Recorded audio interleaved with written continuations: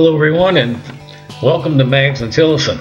Hey, it's early February, and we have a pretty nice day outside today. It's about 38 degrees, so I thought I'd go out in the garage and check up on my old Ironheads. I was kind of curious to see how much the oil has sumped down from the oil tanks down to the crankcase, because these bikes have been sitting for about 4 months now. So since it's such a nice day out here, I thought I'd go about and check and see how far they have wet sumped.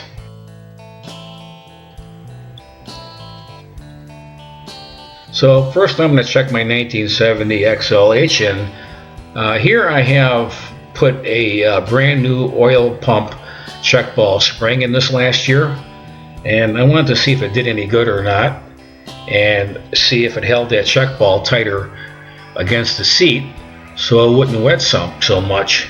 But here you can see that it did wet sump. After sitting for 4 months, it wet sumped down quite a bit actually. It looks like it's roughly about a quart down from the full mark, so it did wet sump quite a bit after 4 months. So it's down about a quart, which means about a quart of oil is down at the bottom of the crankcase. Let me check it one more time here.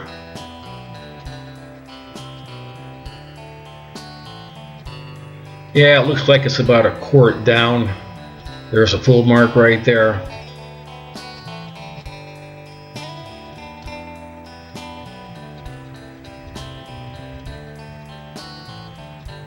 So let me go check my 1968 Sportster XLCH, and that has an original 12,000 miles on it, and I never did replace the oil pump check valve spring on that one. So I'm kind of curious to see how far that is wet sumped. So let's go pull the cover off the 68CH and see how this one looks.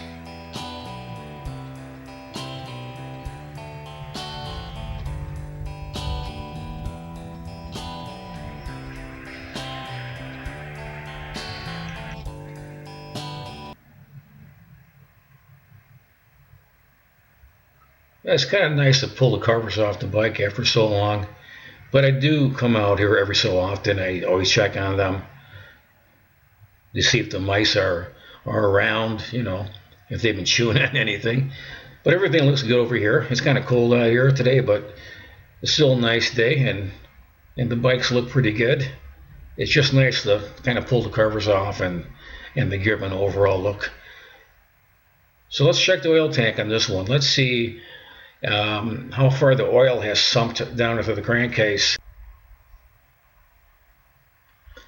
Okay, let's pull the dipstick out here, and let's see how far that the oil has wet sumped down into the crankcase here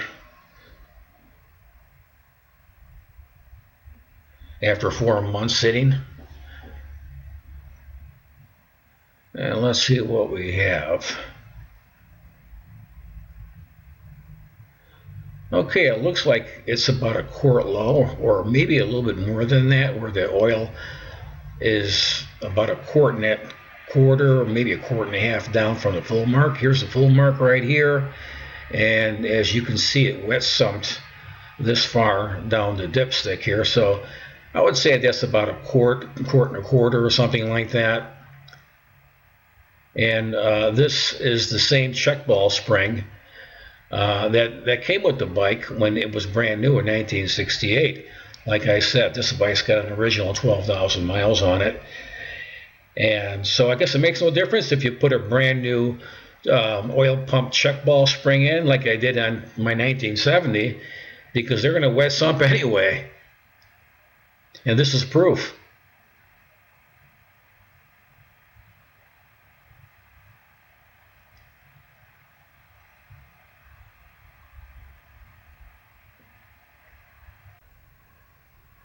And like I said, it was a nice day today, not too cold, about 38 degrees, so I thought I'd come out here and check up on both bikes and pull the covers off and to see how they looked. I do like to come out here every so often and just to check up on things and to shake things up a little bit, because I got mice coming in and out of here quite a bit. And so far I trapped 12 mice in the last couple of months. So I like coming out here and I like to shake things up and to see what's going on.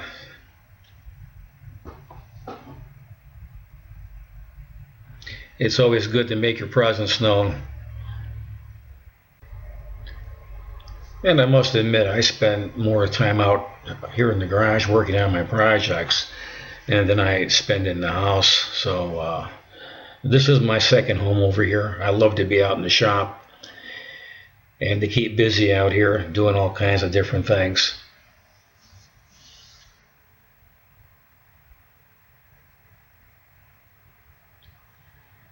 Now, in case you guys never seen a oil pump check ball spring on one of these old Ironhead Sportsters, let me show you one here.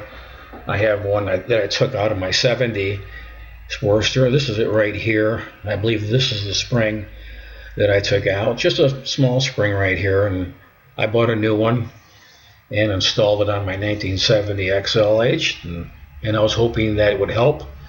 And I thought that maybe the old spring was kind of wore out from all the years, but I guess it makes no difference if you do put a new one in there. They're still going to dry sump, and about the same rate too as my 68 and my 1970 Sportster. They both dry sumped at about the same rate. So they do what they do.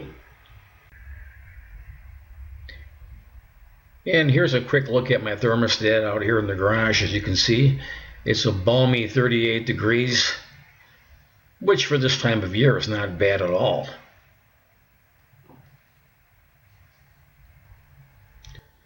Now I have my garage insulated, so there's always about a 10 to 15 degrees difference between the outside temperature and the inside temperatures here. Now I wanted you guys to look at this oil. This oil has about 600 miles on it, and like I said, it's about 38 degrees in here. And this is why I always say never start the bike when it's cold outside. You know, when you have 60 weight oil in here, it's a straight 60.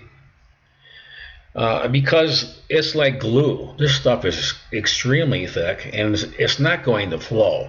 It's not going to flow through your oil pump, and it certainly is not going to flow throughout your engine. So this is the reason why you don't start your bike when it's cold outside, when you have 60 weight straight oil in your bike. Now look at this. It's just like syrup. And again, that's how much it's sumped. And even though it's real thick oil, it's still sumped. About a quart low. But this is why that there's no need to start the motorcycle when it's cold outside just to move the oil around, because you're not going to move it around.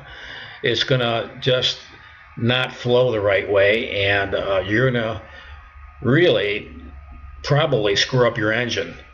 It's not going to get enough oil flow. So it's best to wait till the springtime, till it gets warm outside and your oil begins to thin out again, so it can easily flow through your oil pump and throughout your motor. So this is why I say when it's cold outside, just leave the bike alone. Don't even fool around with it. Don't even attempt to start it. And this is proof. Now here's what some guys do. They will add an inline oil feed shutoff valve to the main oil line feed. I'm not so sure I would do it, but some guys do. I suppose it works.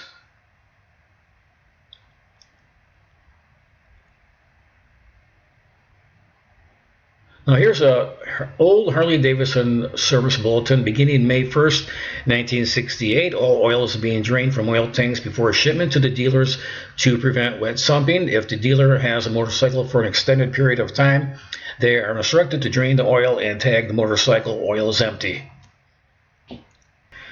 Okay, as you can see here, we have the oil screen right inside the primary. That's an overflow that comes from the crankcase right here, okay?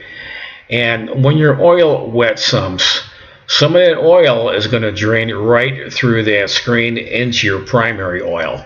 Okay, now I run the same oil in the motor as I do in the primary. It's straight 60 weight. So that's not an issue, but the issue really is that every springtime I have a habit. I pull the primary cover off and I check the primary chain to see if it's in perfect adjustment, so it's not too loose. And but sometimes when these things sump, too much oil gets into the primary, and it starts to seep into your derby cover. As you can see here, I have a derby cover gasket. It's really thin, and I didn't seal it. I just used the gasket.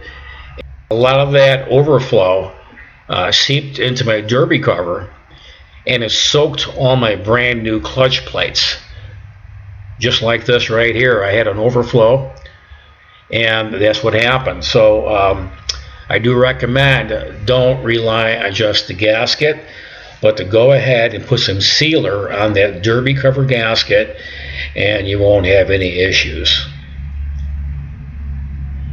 But like I said, I have a habit every springtime.